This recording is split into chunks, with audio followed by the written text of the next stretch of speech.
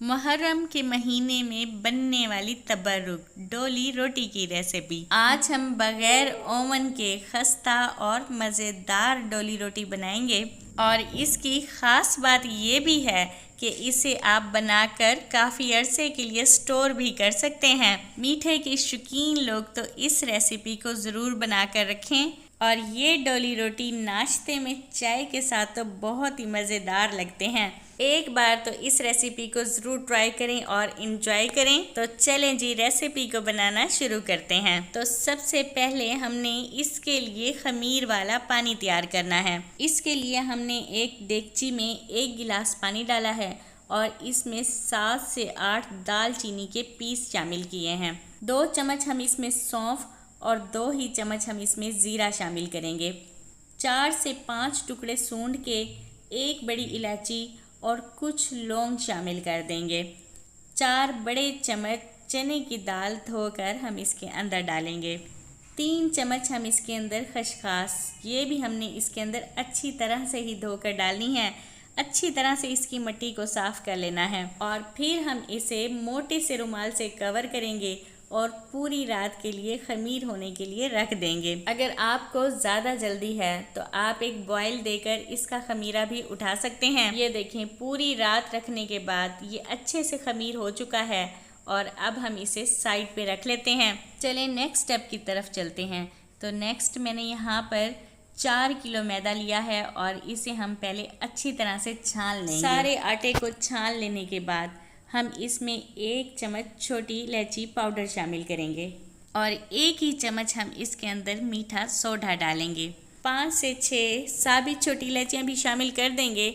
जब यह मुंह में आएंगी ना तो बहुत टेस्टी लगेंगी, इसलिए थोड़ी सी हम इसमें साबित भी डाल रहे हैं। 1 प्लेट हम इसके अंदर क्रश कोकोनट शामिल करेंगे और 1 प्लेट हम इसके अंदर कटी हुई कोकोनट डालेंगे। दोनों ही तरह की कोकोनट हम इसके अंदर डालेंगे। चलें जी, ड्राई इंग्रेडिएंट्स तो हमने इसके लिए तैयार कर लिए हैं। अब इसके लिए शीरा भी तैयार करना बहुत ज़्यादा ज़रूरी है।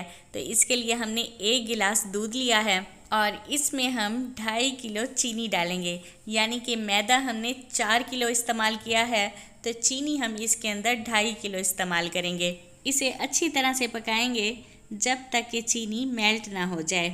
जैसे ही चीनी मेल्ट होगी तो इसे हम ठंडा होने देंगे, क्योंकि बहुत ज़्यादा गर्म शीरे से तो हम आटा गूंद नहीं सकते, इसलिए हमने इसे ठंडा कर लेना है। अब हमने जो ड्राई इंग्रेडिएंट्स जमा किए हुए थे, पहले हम इन सब को अच्छी तरह से मिक्स कर लेंगे। फिर हमने जो रात भर पानी में खमीरा तैयार किया था ना, वो इसके अंदर शामिल करेंगे ताकि आटा भी खमीर हो जाए। खमीर वाला पानी हमने छन्नी से छान कर ही इस्तेमाल करना है, क्योंकि इसमें गरम मसाले और काफ़ी सारी बड़ी बड़ी चीज़ें ऐसी हैं जो मुंह में आएंगी तो अजीब सी लगेंगी, इसलिए हम इसे छान लेंगे। सारा पानी शामिल करने के बाद हम इसमें 2 प्याली दही भी शामिल करेंगे और आटे को हाथों की मदद से अच्छी तरह से मिक्स करते जाएंगे। सबसे एंड में हम इसके अंदर तैयार किया हुआ शीरा डालेंगे और इसी के साथ ही बाकी का सारा आटा गूंद लेंगे। ये देखें, हमने सारे आटे को अच्छी तरह से मसल कर गूंद लिया है। जब सारा आटा अच्छी तरह से गूंद लेंगे तो एंड में हमने इसके अंदर 1 कप घी शामिल करना है। आप इसकी जगह पर अगर देसी घी इस्तेमाल करें तो ज़्यादा अच्छा टेस्ट आएगा। घी को मिक्स करने के बाद हम इसके अंदर छिले हुए बादाम शामिल करेंगे।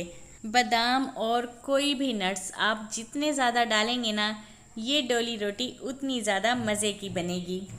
और 1 प्याली जितने हमने इसमें 4 मग्स शामिल किए हैं।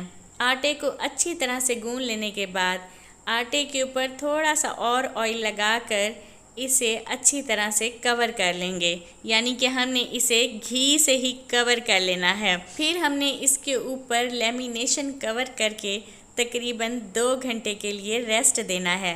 ढक्कन को भी बंद कर देंगे ताकि खमीर अच्छी तरह से उड़ जाए। 2 घंटे के बाद हमने इसके छोटे छोटे से पेड़े बनाने हैं और काफ़ी सारे ही पेड़े बनाकर रख लेंगे और पेड़ों को भी हमने रेस्ट देना है। ये देखें, इस तरह से हमने इसके घी लगाकर ही पेड़े बनाकर रखने हैं।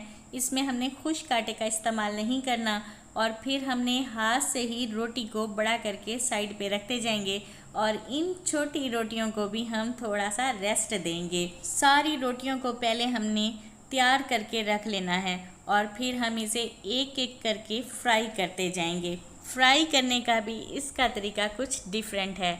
इसे हमने फुल गरम ऑयल में फ्राई करना है, तभी तो डोली रोटी फूल कर गुब्बारे जैसी बन जाएगी। अगर हम इसे मीडियम फ्लेम पर फ्राई करेंगे ना तो ये डोलियाँ फूली हुई नहीं बनेंगी। तो फ्राई करते हुए इस बात का तो आपने ज़रूर ख्याल रखना है। एक और बात भी बता दूं कि फ्राई करते वक्त हमने इसे छन्नी की मदद से नीचे की तरफ प्रेस करते जाना है। इससे भी ये डोली रोटी फूली हुई बनेगी। अब ये गोल्डन ब्राउन हो चुकी हैं और इसे हम निकाल लेते हैं। इसे बनाने में काफ़ी ज़्यादा टाइम तो लग ही जाता है, लेकिन जब ये तैयार होती हैं तो बहुत ही ज़्यादा मज़े की बनती हैं।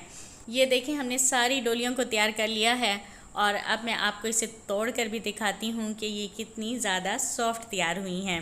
अगर आप सभी को मेरी रेसिपीज़ अच्छी लगती हैं तो जल्दी से मेरे चैनल को सब्सक्राइब कर दें, लाइक और कमेंट्स कर दें और बेल आइकन को ज़रूर प्रेस कीजिएगा ताकि आने वाली वीडियो की नोटिफिकेशन सबसे पहले आपको मिले। दुआओं में याद रखिएगा। अल्लाह हाफिज़।